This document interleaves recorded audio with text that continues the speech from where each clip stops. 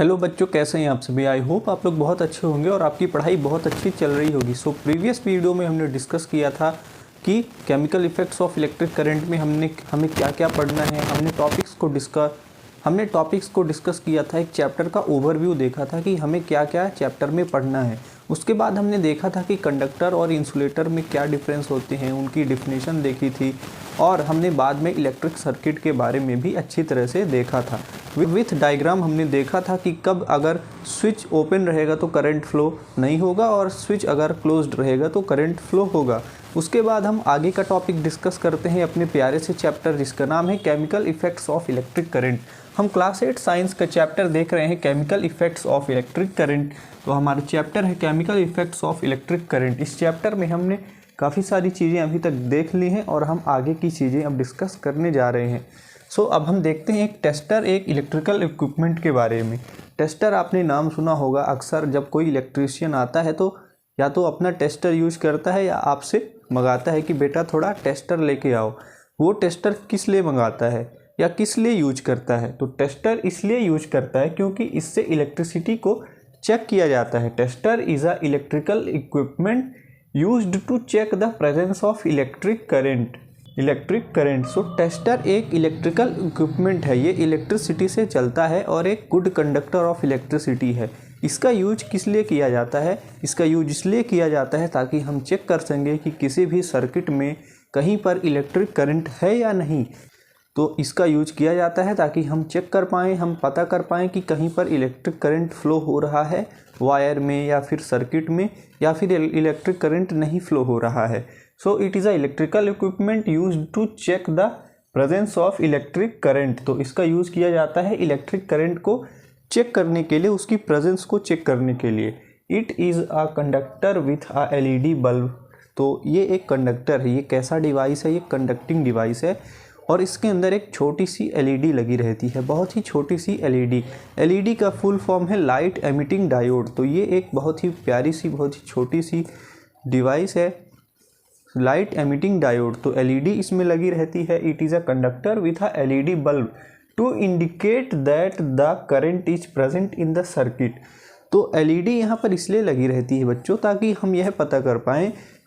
तो एलईडी इसलिए लगी रहती है ताकि वो ग्लो करे और हमें एक सिंबल के रूप में हमें एक पता चल जाए, हमें एक पता चल जाए कि यहाँ पर करंट फ्लो हो रहा है और टेस्टर में जो करंट की प्रेजेंस है वो पॉजिटिव है, यानी वहाँ पर करंट प्रेजेंट है। अगर वहाँ पर कोई भी एलईडी नहीं लगी रहेगी और वो ग्लो नहीं करेगी तो हमें पता नहीं चलेगा कि यहाँ पर करंट है या नहीं। कुछ ना कुछ उसको, या तो उसमें एक साउंड लगा होना चाहिए या तो फिर उसमें एक एलईडी लगी रहनी चाहिए टेस्टर में, ताकि हमें पता चल पाए कि जब करंट प्रेजेंट हो तो वो ग्लो करने लगे।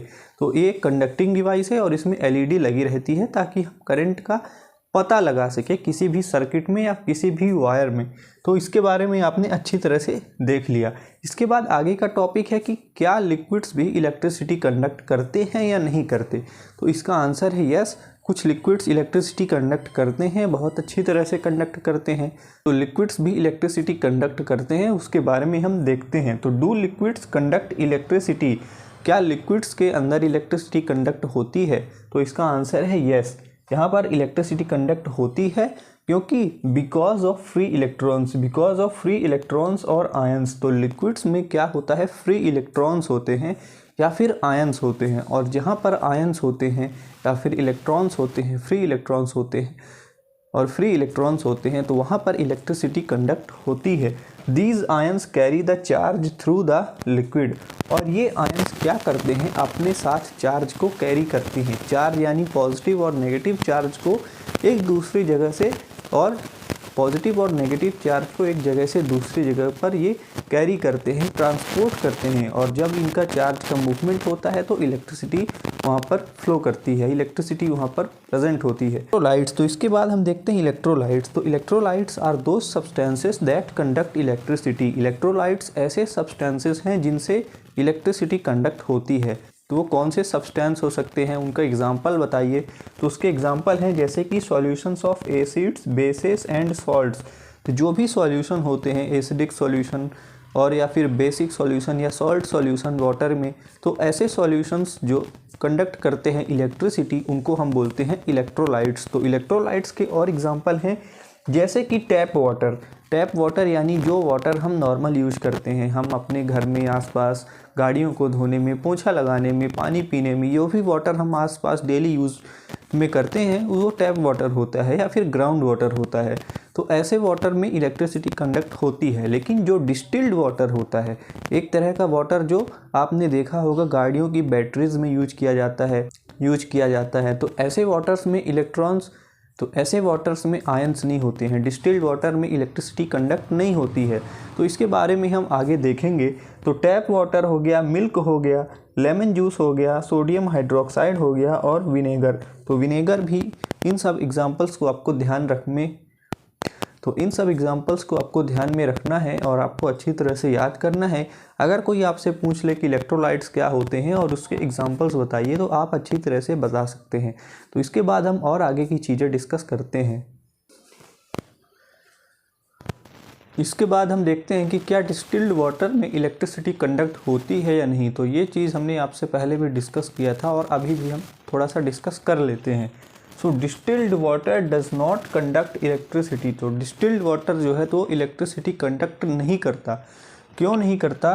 क्योंकि इट लैक्स सॉल्ट्स। यहाँ पर सॉल्ट्स जो हैं, क्योंकि यहाँ पर सॉल्ट्स की कमी होती है, ये मतलब ऐसे आयंस की, ऐसे इलेक्ट्रॉन्स की कमी होती है, फ्री इलेक्ट्रॉन्स की, जिससे इलेक्ट्रिसिटी कंडक्ट हो। लेकिन डिस्टिल्ड वाटर में ऐसे इलेक्ट्रॉन्स की, ऐसे आयंस की कमी होती है, जिस वजह से ये इलेक्ट्रिसिटी कंडक्ट नहीं करता। Hence it is a bad conductor of electricity. इसलिए डिस्टिल्ड वाटर को बैड कंडक्टर ऑफ इलेक्ट्रिसिटी बोला जाता है, क्योंकि यहाँ पर सॉल्ट्स की कमी होती है, आयंस की कमी होती है, इस वजह से इसमें इलेक्ट्रिसिटी कंडक्ट नहीं होती है। इसके बाद oil, petrol and kerosene. Kerosene यानी मिट्टी का तेल हो गया, पेट्रोल हो गया और ऑयल वगैरह जो भी हैं, इसमें भी इलेक्ट्रिसिटी कंडक्ट नहीं होती है, क्योंकि ये पुअर कंडक्टर ऑफ इलेक्ट्रिसिटी होते हैं as they lack free electrons और आयंस।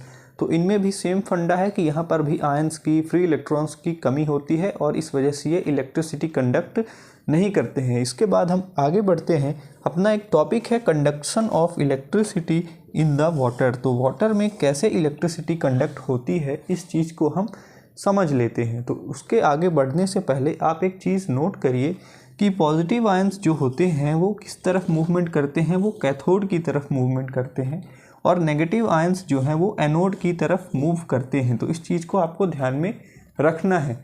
तो यहाँ पर हम देखते हैं कि वाटर में कैसे इलेक्ट्रिसिटी कंडक्ट होती है। तो आइए देखते हैं। Water becomes conductive when acids, bases, salts dissolve, dissociates. तो सबसे पहले हम थोड़ा समझते हैं कि वाटर कंडक्टिव कब बनता है। वाटर कंडक्टिव तभी बनता है जब उसमें एसिड्स हों, बेस हों या फिर सॉल्ट्स हों और वो वाटर में डिसॉल्व हो। मतलब वाटर में जब ये चीज़ें एसिड, बेस, सॉल्ट ये सब रहती हैं और वो डिसोशिएट करती हैं, डिसोशिएट का मतलब होता है कि फ्री इलेक्ट्रॉन्स में या फिर उसका टूटना, किसी भी चीज़ का टूटना, उसको हम साइंस की लैंग्वेज में बोलेंगे कि डिसोशिएट हो रहा है।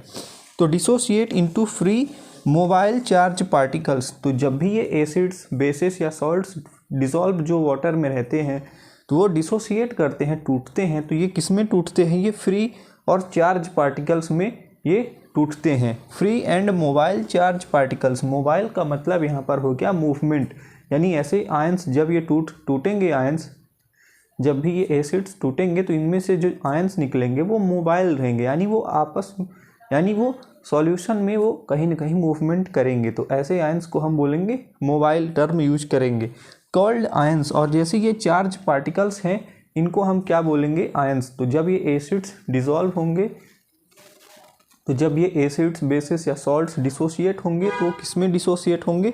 वो free and mobile charge particles में डिसोशिएट होंगे, जिसे हम आयंस बोलेंगे। तो आयंस कैसे होंगे? उन्हें हम क्या बोलेंगे? Cations and anions. तो हमें पॉजिटिव और नेगेटिव को हमने यहाँ पर डिफाइन कर दिया है कि पॉजिटिव यानी कैटायंस और नेगेटिव यानी एनायंस। तो these ions act as charge carriers. तो ये आयंस क्या करते हैं, अब सारा खेल यहीं से शुरू होता है। ये आयंस एक्चुअल में क्या काम करते हैं, ये आयंस क्या करते हैं, ये चार्ज को कैरी करने का काम करते हैं, एक तरह से कैरियर का काम करते हैं, चार्ज कैरियर का, और जिससे कि allowing electric current to flow through liquid. और जब ये चार्ज कैरी करते हैं तो इस वजह से क्या होता है कि इलेक्ट्रिक करंट जो है वो फ्लो करने लगती है। When a potential difference is applied, और साथ में पोटेंशियल डिफरेंस का होना ज़रूरी है। मतलब कि आप ऐसा समझिए कि जब भी पोटेंशियल डिफरेंस अप्लाई किया जाएगा तो अगर सॉल्यूशन में आयंस होंगे तो वो मूवमेंट करेंगे, और जब मूवमेंट करेंगे तो उस वजह से इलेक्ट्रिसिटी कंडक्ट होगी, और वो सॉल्यूशन कैसा बन जाएगा, वो एक इलेक्ट्रोलाइट का काम करेगा। तो सॉल्यूशन बिकम्स इलेक्ट्रोलाइट। तो इसीलिए हमने स्टार्टिंग में बोला था कि वाटर इज़ अ इलेक्ट्रोलाइट। तो आपने अब समझा कि वाटर को हमने इलेक्ट्रोलाइट क्यों बोला, क्योंकि यहाँ पर जो फ्री इलेक्ट्रॉन्स होते हैं या फिर फ्री आयंस होते हैं, जिन्हें हम कैटायंस और एनायंस बोलते हैं, तो क्या करते हैं, वो एक जगह से दूसरी जगह मूव करते हैं और उनके मूवमेंट से इलेक्ट्रिक करंट फ्लो करता है, और इलेक्ट्रिक करंट फ्लो होता है। इसी वजह से हम यहाँ पर समझ गए कि वाटर में कैसे इलेक्ट्रिसिटी कंडक्ट होती है। अभी तक हमने आयंस की, कैटायंस, एनायंस, इन सब चीज़ों के बारे में बात किया ही है। तो हम साथ में इलेक्ट्रिसिटी का फ्लो भी हम एक बार देख लेते हैं। हम डायग्राम के थ्रू समझते हैं कि कैसे इलेक्ट्रिसिटी फ्लो करती है, कैसे इलेक्ट्रॉन्स किस डायरेक्शन में फ़्लो करते हैं और इलेक्ट्रिक करंट किस डायरेक्शन में फ़्लो करती है। तो फ्लो ऑफ इलेक्ट्रिसिटी हम देख रहे हैं। तो यहाँ पर हमने एक लाइट बल्ब बनाया है, लाइट बल्ब हमने यहाँ पर रिप्रेजेंट किया है जो ग्लो कर रहा है, और हमने यहाँ पर पॉजिटिव और नेगेटिव टर्मिनल के दो बैटरीज हमने यहाँ पर शो किए हैं। तो पॉजिटिव और नेगेटिव दो टर्मिनल्स वाली एक बैटरी हमने शो की है। तो बैटरी में दो टर्मिनल्स होते हैं, पॉजिटिव और नेगेटिव। तो हमने यहाँ पर एक बैटरी शो की है। तो आप यहाँ पर देखिए कि इलेक्ट्रॉन्स का जो फ्लो है वो नेगेटिव टर्मिनल से हो करके पॉजिटिव टर्मिनल्स की ओर जा रहा है।